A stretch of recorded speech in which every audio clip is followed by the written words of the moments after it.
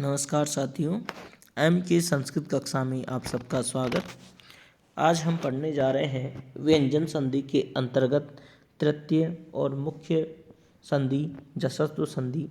जसत्व संधि से अक्सर परीक्षाओं में, प्रतियोगी परीक्षाओं में और अन्य सभी परीक्षाओं में प्रश्न आते हैं और इसके उदाहरण देकर संधि विच्छेद या संधि पूछी जाती है।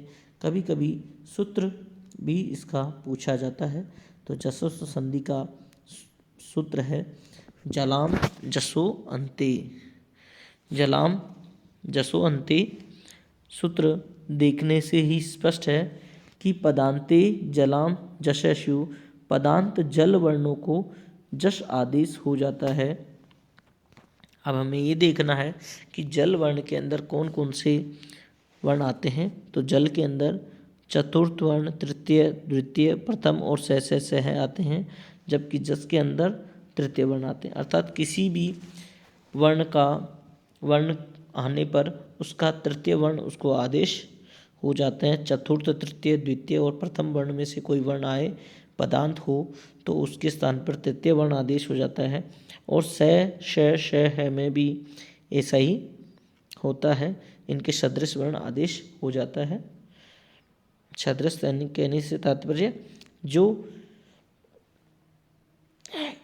उच्चारण में सबसे सदृश है, जिनका उच्चारण स्थान समान माना जाता है, जो सवर्णी होते हैं, वह आदेश हो जाता है।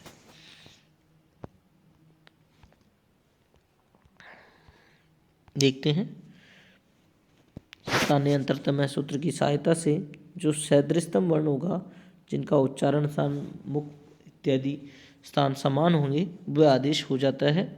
जैसे वागीश है, वागीश शब्द से तात्पर्य होता है वाणी का पति अर्थात बृहस्पति। यहाँ छेद हम करते हैं तो वाक धन ईश है, यह पद बनता है। वाक धन ईश है। जलाम जैसे वाक अर्थात वाणी, यह अपने आप में पूर्ण पद है और वाक में क हलंत है और साथ ही यह पदांत भी है। अतः जलाम जसो अन्ते सूत्र से पदांत ककार के स्थान पर जश आदेश हो जाता है। जस में जय बै गड़ दस 5 वर्ण आते हैं। अतः स्थानीय अंतरतम सूत्र की सहायता लेनी होती है। स्थानीय अंतरतम सूत्र की सहायता से जो सदृशतम वर्ण है, जो सबसे सदृश वर्ण है, वह आदेश हो जाता है। सदृशतम वर्ण गकार है, क्योंकि कु वर्ग के अंदर क ख ग ग ये 5 वर्ण आते हैं और इनमें गकार जस के अंतर्गत आता है। अतः गकार वर्ण ककार का सबसे सदृशतम, सबसे समीपस्थ वर्ण है। अतः यहाँ पर ककार के स्थान पर गकार आदेश हो जाता है। संयोग कर देने पर वागी से यह पद बन जाता है।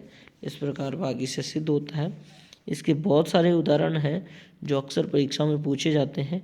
कुछ मुख्य उदाहरण यहाँ पर लिखे हुए हैं, जैसे सुप धन अंत सुबंत, अच धन अंत अजंत, तिप धन अंत तिबंत, सम्राट धन इच्छति सम्राट इच्छति, जगत धन ईश जगदीश, अपजन जय अबजम, अनुष्टुप धन एव अनुष्टुबेव, समिद धन अत्र समिदत्र, चित धन आनंद चिदानंद, दिक धन ईश दिगीश। इसी प्रकार सट धन एव सडेव, तत् धन उपरांत तदु उपरांत, मधु लिट धन अस्ति मधु लिट अस्ति, जगत धन अम्बा जगदम्बा, सट धन दर्शन षड दर्शन, त्विस धन व्याम त्विड व्याम, वाक धन दत्ता वाग दत्ता, उत धन योग उद्योग है, दिक धन अम्बर दिगंबर, शश धन आगच्छति षडागच्छति, षट धन अक्षरम षडक्षरम, दिक धन गज दिग्गज, षट धन आनन षडानन, चित धन रूपम चिद रूपम, अच धन आदि अजादि।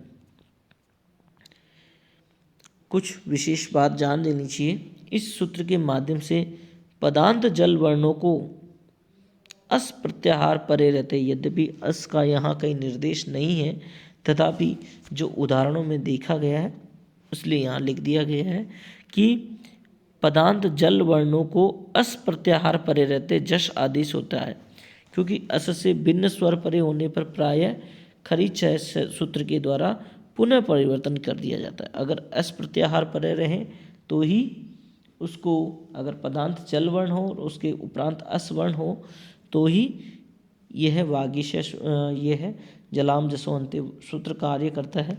अगर अस प्रत्याहार परे नहीं हो फिर भी हम अगर यह कार्य कर देते हैं, जल को जश आदेश कर देते हैं, तो ऐसी स्थिति में खरीचय सूत्र लग जाता है और खरीचय सूत्र पुनः पूर्व की स्थिति उत्पन्न कर देता है।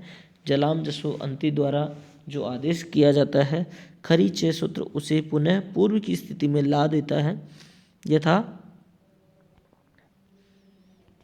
जगत दंत तिष्ठति, यहाँ पर पदांत पद तकार है और इसको जलाम जसो अंत्य सूत्र से जगत दंत तिष्ठति तो हमने कर दिया, लेकिन बाद में अस प्रत्याहार परे नहीं है। ऐसी स्थिति में खरीचय सूत्र से पुनः दकार को तकार आदेश कर दिया जाता है। तो ये ध्यान रखने वाली बात है कि अगर अस प्रत्याहार परे है जब तो जलाम जसो अंत से किया गया सही है, हालांकि ऐसा कोई निर्देश नहीं है। अगर अस प्रत्याहार परे नहीं है तो भी हम इसको जस आदेश कर देते हैं, किंतु खरीचय सूत्र से पुनः उसका परिवर्तन हो जाता है। ये ध्यातव्य है, ध्यान रखने योग्य है। इसी के साथ यह जसत्व संधि समाप्त होती है और इसके उदाहरण काफ़ी महत्वपूर्ण हैं। विशेष रूप से जो प्रतियोगी परीक्षाएं हैं उनमें अक्सर इनके उदाहरण पूछ लिए जाते हैं, अतः ध्यान रखना चाहिए। बहुत बहुत धन्यवाद, आप सबने वीडियो देखा।